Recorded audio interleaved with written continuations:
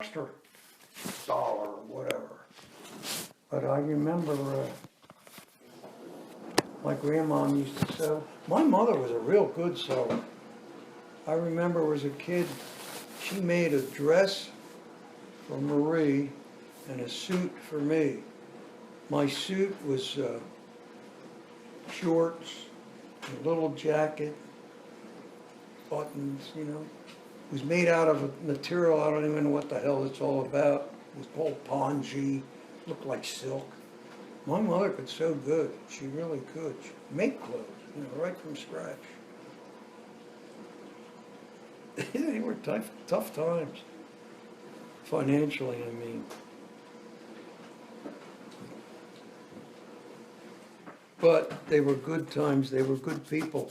My father, again, was religious. My mother wasn't. I'm not saying she just wasn't brought up the way he was, with religion. But wasn't his mother studying to be a nun? Yeah. But his whole family was religious. They were brought up that way. A lot of Italians are very, very deep faith. But my mother's family wasn't. They were loosey-goosey. They didn't go to church on Sunday. They'd see that the kids made their first Holy Communion. They'd do things like that. Now, like with my dad, even during the Depression, we all went to parochial school. And that cost money. You didn't go for free. But he did it. He did it. And then those nuns, they were always having drives for something. You know, in addition, you got to pay so much for each kid a year or a semester or whatever. But in addition to that, they had The pagan babies. yeah, I remember about them, don't you? yeah, they needed money. Betty used to want money for the pagan babies. Right, yeah, the nuns. They were always begging for money. You know, and sure. But my dad always gave. And made sure he went to Mass on Sunday. Most Blessed Sacrament. He was a good man. But he was good in himself. It wasn't because I have to do this or that, or it was him. Well, my mom was a good person, no question, but religion, she could take it or leave it. But again, she was a product of her environment. Her mom and dad weren't religious. They believed, and they were Catholic and all that, but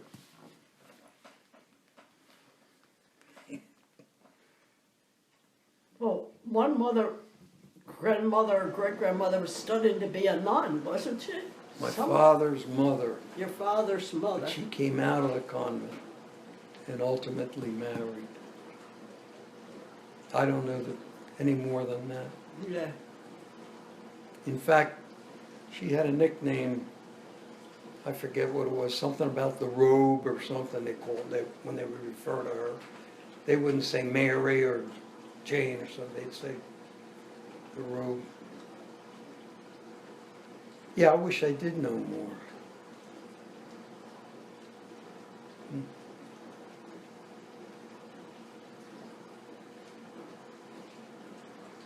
But that was exciting for me after, when we were kids, on Sundays after we ate, my father would get us all together and he'd tell us stories. In fact, we'd tell him, Daddy, tell us a story, tell us a story.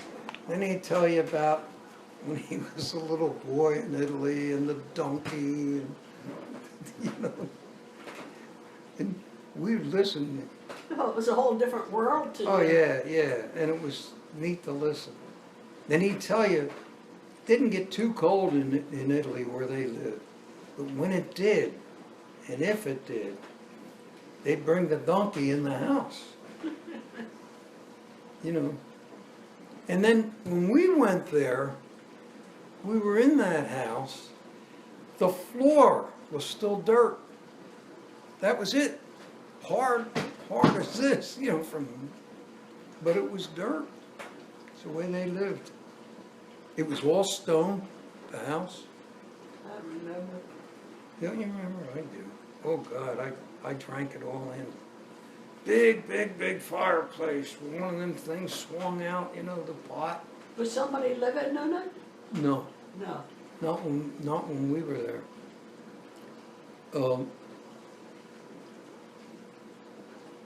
The guy that inherited it, you know, how in the family, he ultimately sold it, and the family was annoyed at him for that because it meant so much to them. Must have been recent. In the last 10 years What? that they sold it? Yeah, it's recent. I know that. I know they weren't happy about it. The guy that sold it had lived in France for a good while. That's another thing. When you lived in that poor area, you were a farmer, but you weren't really a farmer. You raised that to eat, you know, and you preserve stuff. Yeah, on weekends they would go into town and they would try to sell their wares. I remember one of the things that family sold was flowers, believe it or not. They grew flowers. But most of the time you'd leave, like my dad left. It wasn't to leave, it was to leave to make a buck and come on back home.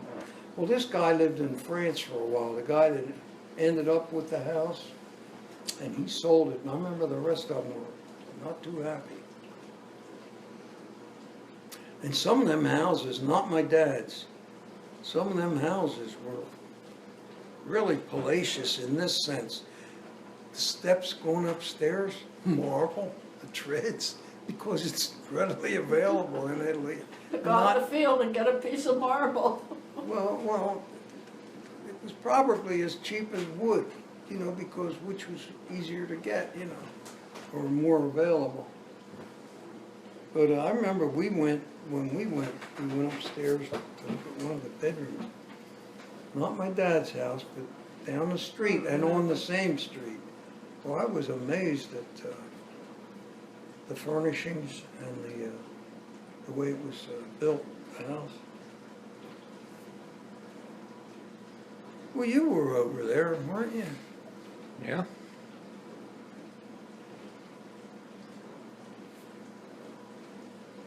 Yeah, the guy who owned the house built a house right next to it. Actually attached. Uh-huh. To my dad's house? Yeah. I can't remember whether it was or wasn't. Then you saw the house. Did it still have the dirt floor? Mm-hmm.